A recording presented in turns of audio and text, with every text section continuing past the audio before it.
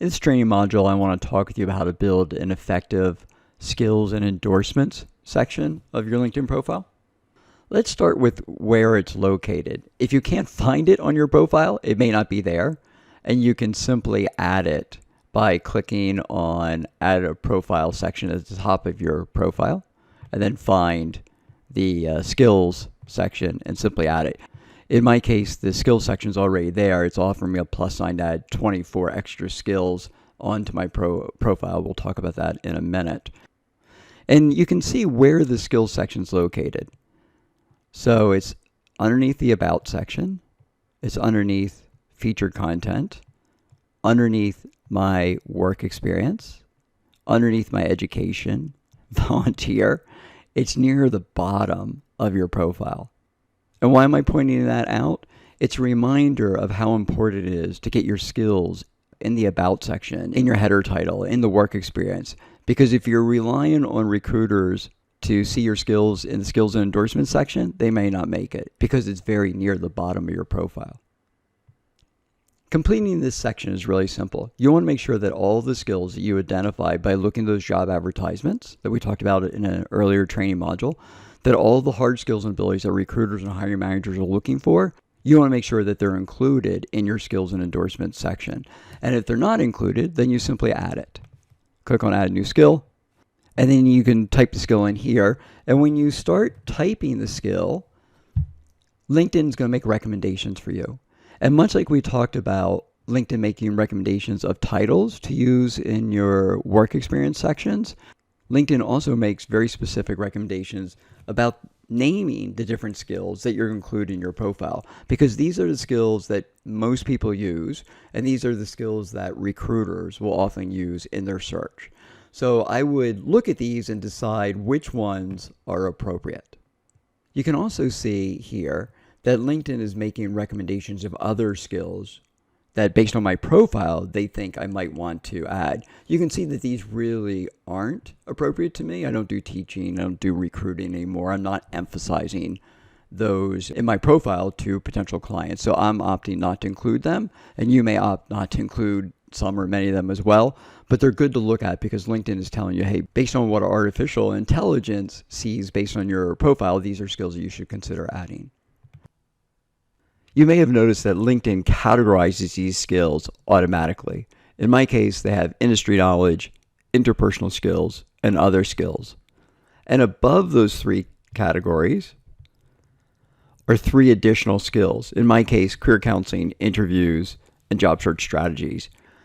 As the owner of your LinkedIn profile, you have a little bit of control over how those skills are shown. Let me show you how to do that.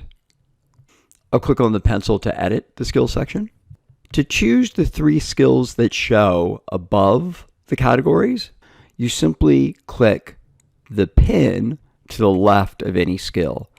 So right now, my top three skills, the ones I've selected to be featured on LinkedIn, are career counseling, interviews, and job search strategies. If I wanted to change that to include resume writing, I would simply unclick one of the skills, one of my top featured skills, click the resume writing, and now it's been replaced. The only other option that we have for controlling how our skills are presented are within the categories.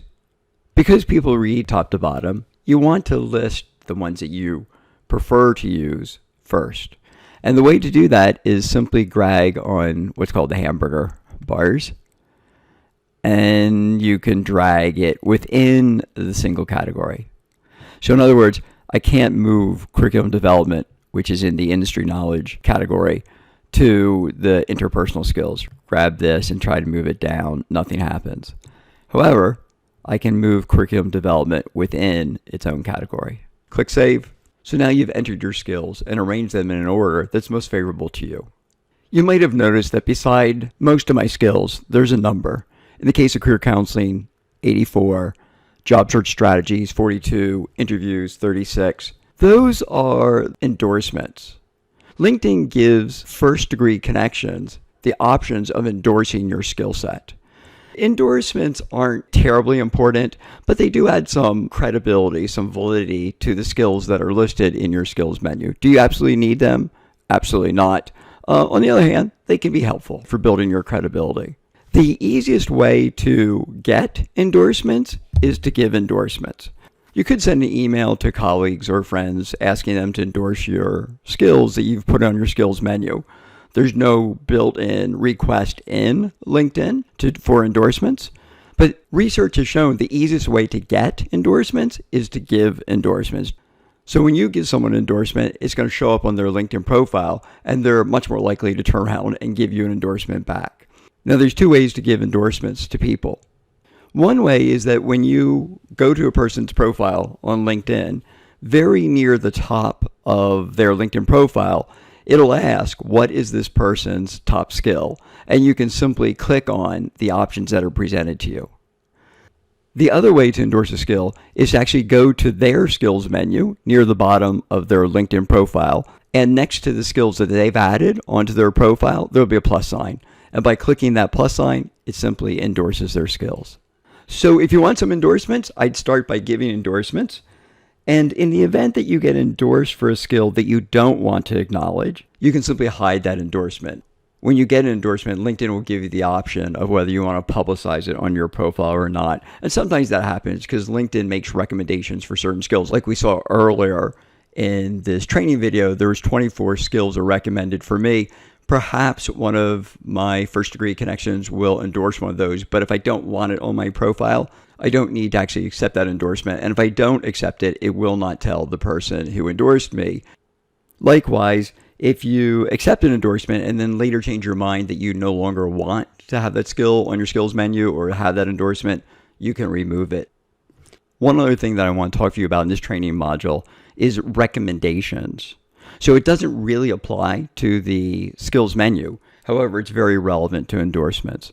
So on LinkedIn, you can give and get recommendations. These are very different than the endorsements. The endorsement is simply clicking a plus to endorse someone. A recommendation means that someone's actually taken time to thoughtfully write something about you, your skills, your abilities, that is then published on your LinkedIn profile.